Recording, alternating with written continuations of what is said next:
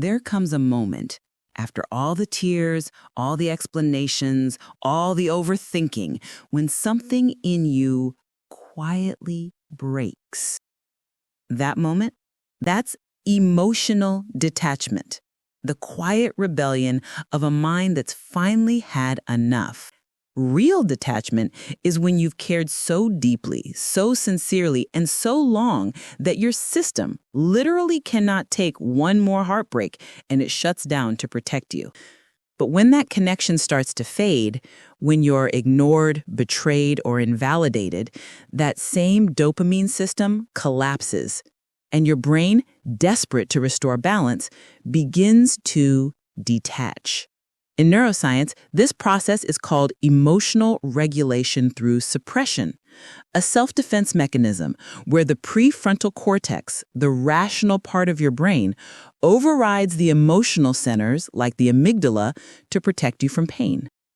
That's why one day, after endless nights of crying, you suddenly feel nothing. No reaction, no tears, just quiet. It's the body's natural way of saying, I can't feel this deeply anymore without falling apart. In psychology, detachment is not rejection of emotion. It's emotional self-preservation. The philosopher Epictetus once said, "We suffer not from the things themselves, but from our opinions about them." Detachment is when your mind begins to separate from the chaos of emotion, when you finally realize that holding on doesn't save love, it only destroys your peace.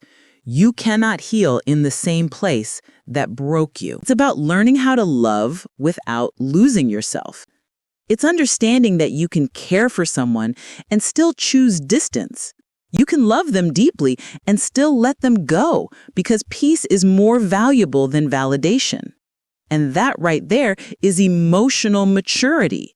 Not suppressing emotions, but mastering them. It's saying, I can hold space for you without holding on to you. That's where emotional power lives, when you're capable of love, but not dependent on it. When your peace doesn't crumble with someone's absence.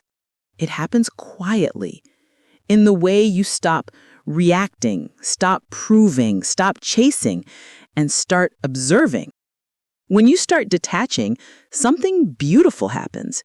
You begin to return to yourself. You start remembering who you were before you needed someone to complete you.